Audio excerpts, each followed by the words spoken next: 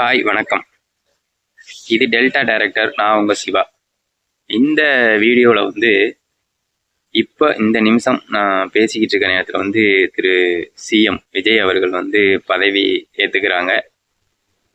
அவங்களுக்கு வந்து என்னோட மனமார்ந்த வாழ்த்துக்கள், பாராட்டுக்கள். நான் வந்து எலெக்ஷன் முடிஞ்சோன்னே ஒரு வீடியோ போட்டிருந்தேன்.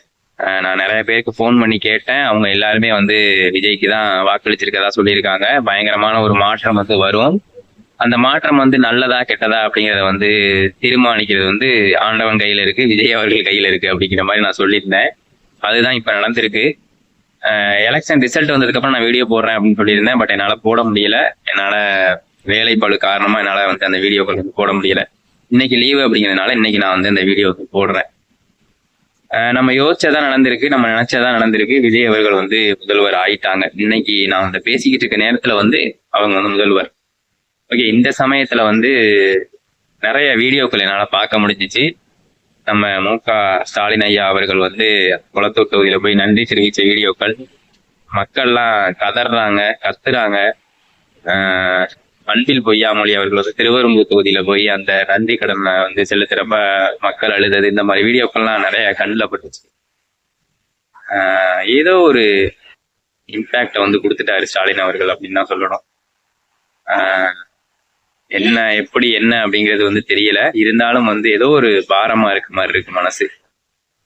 மக்கள்லாம் நிறைய பேட்டி கொடுக்கறது என்ன அப்படின்னா, நம்ப வச்சு கழுத்தறுந்துட்டாங்க, முதுகுல குத்திட்டாங்க அப்படின்னு நிறைய பேர் சொல்றாங்க. என்னங்க செய்யல இந்த குளத்தூர்ல பிறக்கிறதுக்கு புண்ணியம் பண்ணியிருக்கணுங்க. கடந்த ஒரு 15 வருஷமா குளத்தூருக்காவே உழைச்சிருக்காரு அப்படிங்கிற மாதிரிலாம் சொல்றாங்க.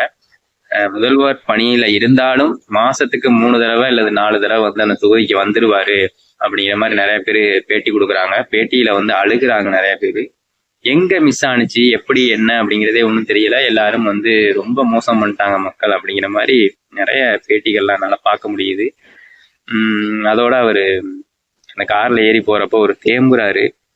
அது ஒரு ஏதோ ஒரு இம்பாக்ட் வந்து கொடுக்குது நமக்கே வந்து கத்தலையெல்லாம் தண்ணி வந்துடுது, ஆத்திரம் அடக்குது அப்படின்னு சொல்லுவாங்களா, அந்த மாதிரி ஒரு இதை வந்து ஏற்படுத்துது. எனிவே, விஜய் அவர்களுக்கு வந்து என்னோட மீண்டும் ஒரு தடவை வாழ்த்துக்களை தெரிவிச்சுக்கிட்டு, விஜய் அப்படிங்கிற ஒரே ஒரு முகம் மட்டும்தான் மக்களோட கண்ணை மறைச்சு எல்லாத்தையும் வந்து செய்ய வச்சிருக்கு. விஜய் வந்து நமக்கு நல்லது செய்வாரு அப்படிங்கிற ஒரு நம்பிக்கையில மக்கள் எல்லாருமே ஓட்டு பண்ணியிருக்காங்க. விஜய் அப்படிங்கிற ஒருத்தர் மேல வச்ச நம்பிக்கை மட்டும்தான். மீதி இருக்கிற அந்த 106 பேரும் யாரு என்னன்னு கூட மக்களுக்கு வந்து தெரியாது. விஜய் ஒருவர் மட்டும் நல்லவரா இருந்து எந்த புண்ணியமும் இல்லை. அவங்க 106 பேரும் நல்லவங்களா இருக்கணும். அவங்க எல்லாரும் விஜய் சொல்லுக்கு கட்டுப்பட்டு இந்த நாட்டை வந்து நல்லபடியா நடத்தணும் அப்படிங்கிறது வந்து என்னோட ஒரு விஷயமா நான் சொல்றேன்.